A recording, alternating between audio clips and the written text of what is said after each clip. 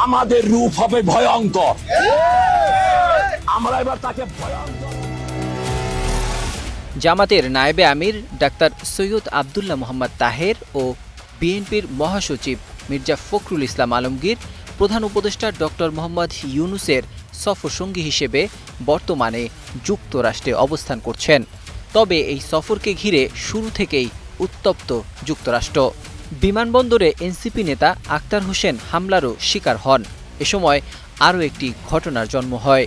মির্জা ফখরুল ইসলাম আলমগীর ও জামাতের নায়েবে আমির ডাক্তার সৈয়দ আব্দুল্লাহ মোহাম্মদ তাহের বের হওয়ার সময় কিছু প্রবাসী কর্মী হঠাৎ করেই উচ্চস্বরে তাহের ভাই বলে স্লোগান দিতে শুরু করেন। ভিডিওতে দেখে মনে হচ্ছিল বিষয়টি মির্জা ফখরুল ইসলাম আলমগীরের জন্য বিব্রতকর।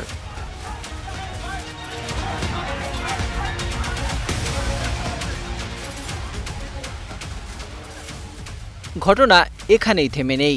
মির্জা ফখরুল ইসলাম আলমগীরকে এয়ারপোর্টে রিসিভ করতে আসেনি কোনো বিএনপির নেতাকর্মীরা। সেখানেও উপস্থিত হন জামাত শিবিরের স্থানীয় লোকবল। এক পর্যায়ে নিউ ইয়র্কের জন এফ কেনেডি বিমানবন্দরে আওয়ামী লীগের সন্ত্রাসী বাহিনীর হামলা থেকে রক্ষা করতে মির্জা ফখরুল ইসলাম আলমগীরকে প্রটোকল দেন শিবিরের সাবেক নেতা মারুফ রহমান। বাংলাদেশের অন্যতম বৃহত্তম রাজনৈতিক দল বিএনপি। বিদেশে বসবাসরত প্রবাসী বাংলাদেশিদের কাছে এটি বড় শক্তি হিসেবে পরিচিত।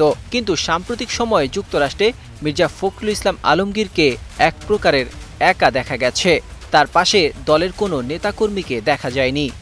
এই দৃশ্য সামাজিক যোগাযোগ মাধ্যমে ছড়িয়ে পড়তেই নেটিজেনদের মধ্যে শুরু হয় ব্যাপক সমালোচনা। অনেকেই বলছেন, দেশের সবচেয়ে বড় বিরোধী দলের মহাসচিব যদি বিদেশে সফরে গিয়ে এমনভাবে একা হয়ে পড়েন তবে সেটি দলের সাংগঠনিক দুর্বলতার বড় প্রমাণ। অনেকেই কটাক্ষ করে বলছেন, আসলেই কি বিএনপির নেতাকর্মী আছে? আবার কেউ কেউ মন্তব্য করছেন, বিএনপির ভেতরে নেতৃত্ব সংকট ও বিভক্তির কারণে এমন পরিস্থিতি তৈরি হয়েছে।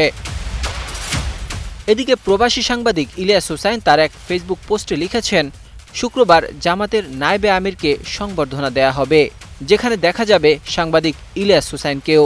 তবে মির্জা ফখরুল ইসলাম আলমগীরকে ঘিরে এমন কোনো সংবর্ধনার কথা এখনও জানা যায়নি। Desk report, 21 television.